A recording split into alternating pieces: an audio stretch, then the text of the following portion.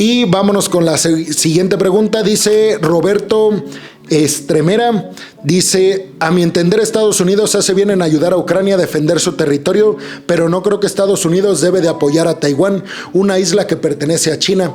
No es lo mismo defender a Ucrania que defender a Taiwán. ¿Qué opinas sobre eso en particular, Peregrino? Dice Roberto. Bueno, gracias, Roberto, muy buena pregunta.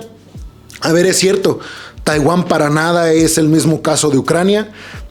Ucrania es un país independiente desde la caída de la URSS, tiene un asiento en las Naciones Unidas. Taiwán no. O sea, Taiwán es ampliamente conocido alrededor del mundo como parte de China, bajo la política de una sola China, que aquí, a ver, me tendría que extender muchísimo, pero Henry Kissinger, secretario de Estado de Estados Unidos en el pasado, fue quien negoció esta política de una sola China.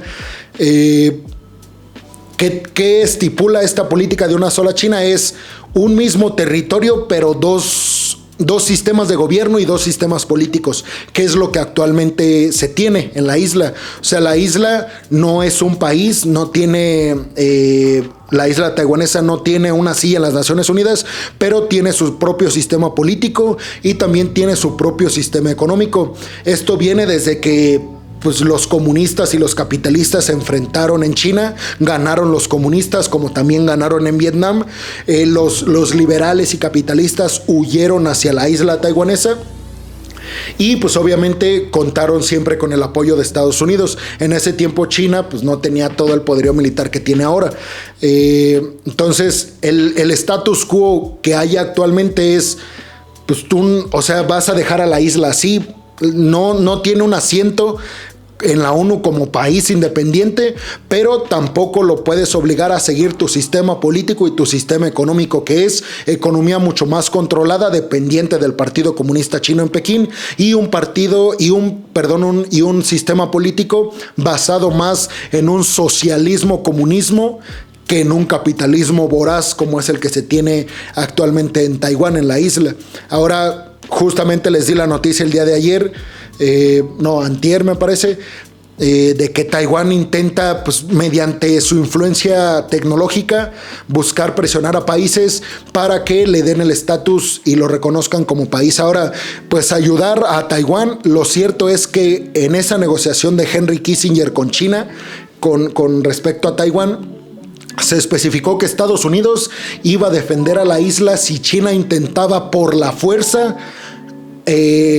implantar su sistema político y económico en la isla. Estados Unidos no ve a Taiwán como un país, pero sí lo ve como un territorio que tiene su propio sistema político y sistema económico. Entonces, lo que dice Estados Unidos es que si Taiwán quiere adherirse al sistema político y económico de China, está perfecto, pero si China lo intenta hacer por la fuerza militar, en ese caso Estados Unidos tendría que defender a la isla. Eso fue lo que se acordó en aquel entonces. Que por cierto, China en aquel entonces apoyó a Estados Unidos para vencer a la Unión Soviética, y Taiwán fue la carta de negociación que usó Estados Unidos, que mi teoría es que eso es lo que va a pasar próximamente. Taiwán nuevamente va a ser la carta de negociación de Estados Unidos con China para posicionar a China del bando occidental en contra de Rusia. ¿Funcionará? No lo sé. Entonces, bueno, gracias, Roberto. Esto estaría genial para hacer un video al respecto. Lo voy a pensar, porque pues no me da aquí para responder exactamente todo lo que quiero decir sobre esa pregunta. Y muy buena pregunta, Roberto, gracias. Dice Juan José Mendoza Andrade: un abrazo. Dice: hola, peregrino, desde Ecuador. Abrazo hasta Ecuador. Dice: ¿tú crees que Hungría y Turquía fraccionen a la OTAN y apoyen a Rusia? Bueno, la respuesta rápida: no creo que eso vaya a pasar. Turquía y Hungría son, bueno, de hecho Turquía es de los miembros fundadores de la OTAN. O sea, Turquía no es cualquier miembro de la OTAN. Tiene una gran importancia, una gran influencia.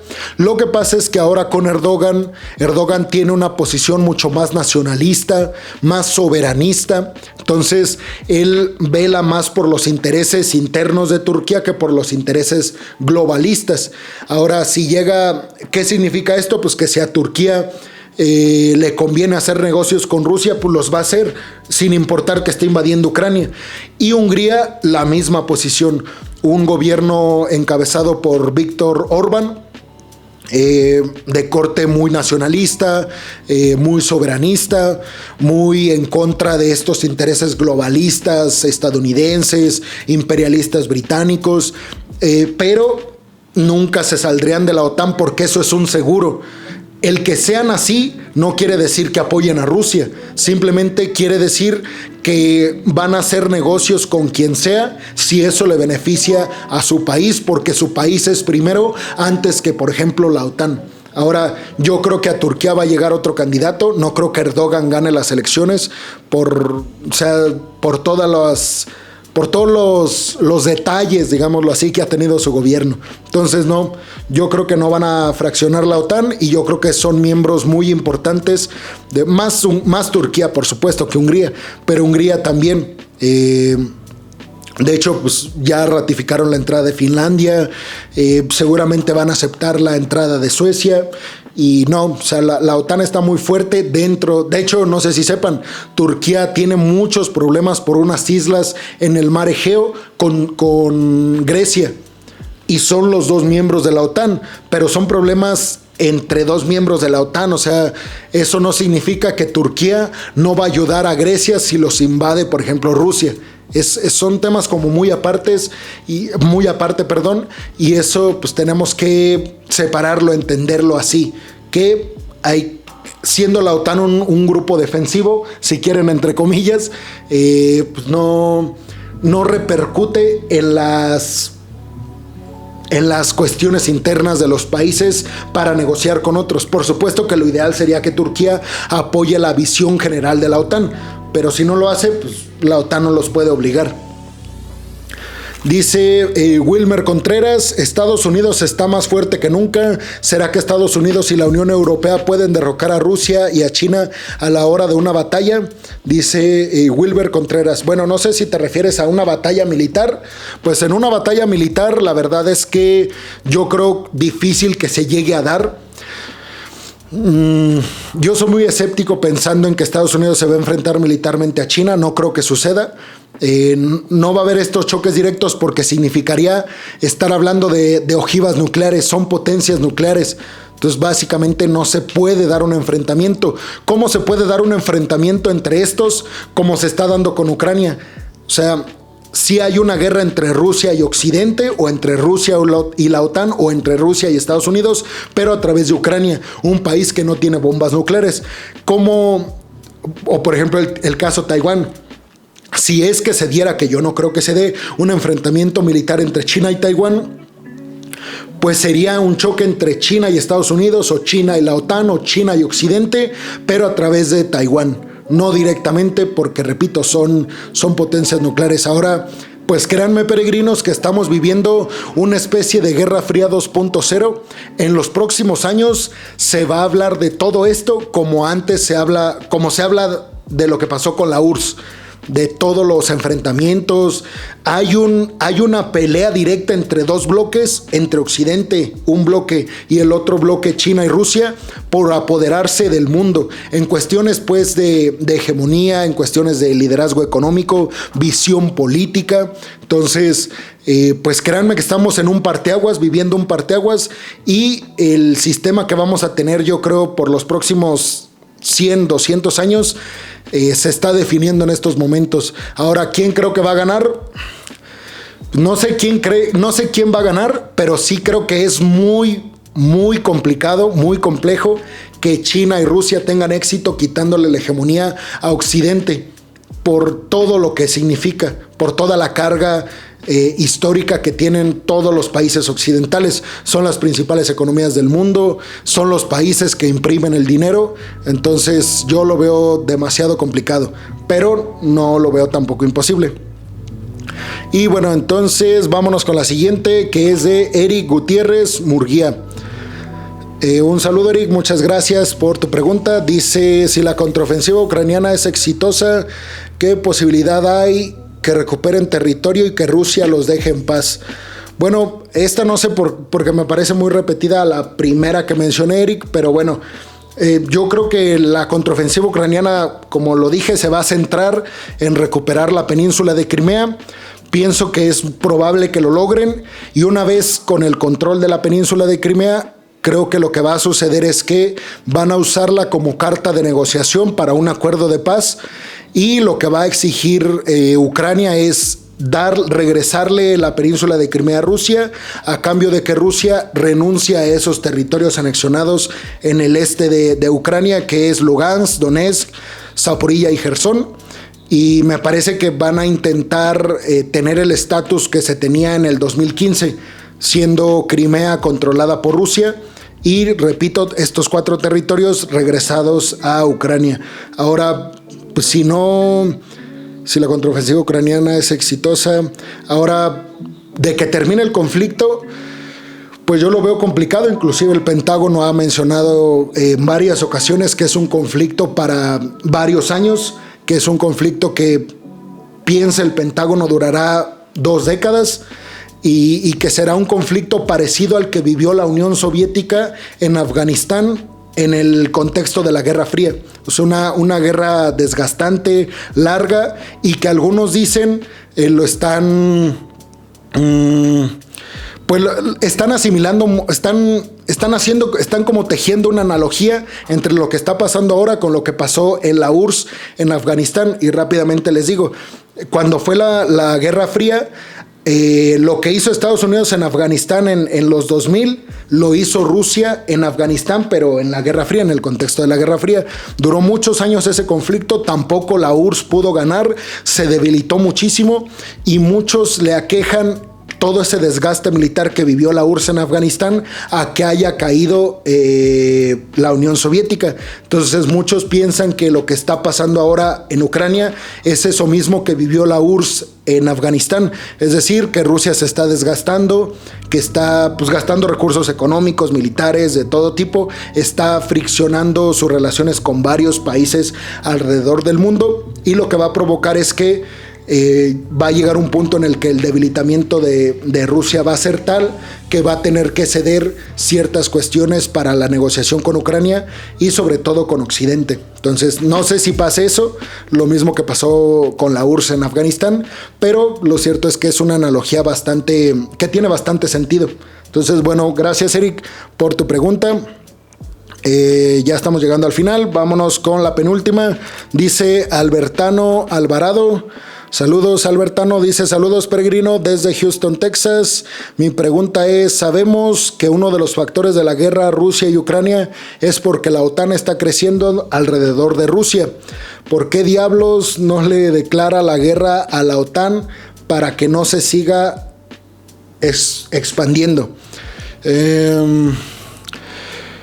Pues bueno, Rusia le está declarando la guerra a la OTAN con esta intervención en Ucrania, porque el argumento de Putin es precisamente ese, que está invadiendo Ucrania para formar un cinturón de seguridad entre Rusia y los países pertenecientes a la OTAN, que Ucrania es limítrofe a, por ejemplo, Polonia, a Letonia, a Lituania, y a todos estos países exsoviéticos, desde Estonia hasta Rumania. Estonia pegado acá al mar Báltico, al norte, y Rumania hasta el sur, pegado a Ucrania y también a Turquía. Entonces, pues precisamente este conflicto se dio por eso, intentando Rusia que la OTAN no siga expandiéndose con Ucrania. Pero el término expansionismo podría interpretarse como que la OTAN busca a estos países para acercarse a Rusia.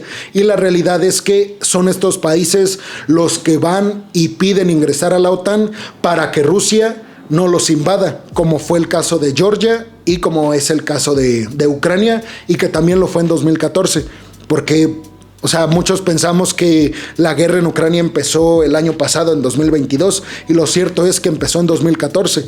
Todo esto que estamos viviendo actualmente se vivió en 2014. La única diferencia es que Occidente no tuvo un papel como lo está teniendo actualmente, ayudando a Ucrania, dándole poderío militar y formando todo un sistema de países en contra de Rusia. Entonces, bueno, y también pues repito, no se puede dar un enfrentamiento entre Rusia y la OTAN porque se tendrían que usar bombas nucleares y pues nadie quiere una guerra nuclear. Saludos, Albertano, abrazo.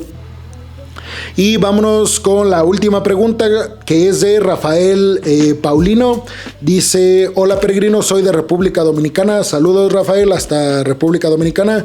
Dice: ¿por qué la OTAN no frena a Rusia para que Ucrania pueda ser libre e independiente? Bueno, pues lo está tratando de hacer a través de Ucrania, a través de darle poderío militar a los ucranianos. Repito, no se puede dar un enfrentamiento directo por las repercusiones nucleares que eso tendría. Además, pues la OTAN, o sea, son 31 países, o sea, Rusia no se iría a la guerra con Estados Unidos nada más, se estaría yendo con 31 países, lo cual, pues, por lógica le da mucha desventaja militarmente hablando. Entonces, en ese caso, Rusia tendría que usar sus bombas nucleares y eso desencadenaría esta guerra nuclear que nadie, me parece a mí, está dispuesto a librar. Entonces, y bueno, sobre el país libre e independiente que sueñan los ucranianos, pues me parece que ya es... Por eso, al principio de mis videos peregrinos el año pasado, cuando empezaba a ver todo este conflicto, yo les hablaba de un concepto de el muro de Berlín 2.0. Y este concepto tiene que ver con una división, ya no literalmente formando un muro como sí lo hubo en Berlín, dividiendo las dos Alemanias, la República Alemana que le pertenecía o que estaba del lado pues occidental y la Alemania perteneciente a la URSS. Básicamente ahí se dividieron toda Europa entre la URSS y la visión occidental, liberal, capitalista, globalista, etc. Entonces me parece que está pasando lo mismo. Rusia intenta hacer un muro de Berlín 2.0, repito, no literal, construir un muro en todo el este de Ucrania, pero sí, pues otro sistema político, otro sistema económico, otra visión del mundo, y precisamente la parte oeste, central oeste de Ucrania, pues es la que está intentando entrar a la OTAN, intentando entrar al bloque europeo, y me parece que lo va a conseguir. De hecho, hablamos mucho en videos pasados sobre la visita de Jens Stoltenberg, el secretario general de la OTAN a Ucrania, y les hizo la promesa literalmente de que de que la OTAN prácticamente como premio, si la contraofensiva es exitosa, el premio de la OTAN será por lo menos considerar como país candidato a Ucrania, que actualmente no es país candidato, y es un proceso muy largo porque se tienen que cumplir ciertos requisitos para entrar a la OTAN. No es nada más de que un país quiera entrar y la OTAN los deje entrar y listo. Es una serie de requisitos muy difíciles de cumplir, como democracia sólida, niveles de corrupción muy bajos, un ejército muy poderoso, que el país tenga su propia industria militar, o sea, algo que Ucrania pues difícilmente va a cumplir en los próximos años. Entonces, bueno, pues esas fueron las 10 preguntas del video del día de hoy, peregrinos. Muchas gracias. Rápidamente los voy a mencionar a todos otra vez. A Rafael, gracias.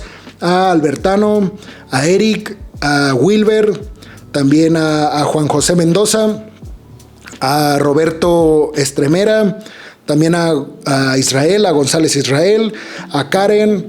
También saludos a Rufino hasta Guinea Ecuatorial en África. También a Fonseca Amador. Y bueno, pues muchas gracias además a todas las personas que vieron el video.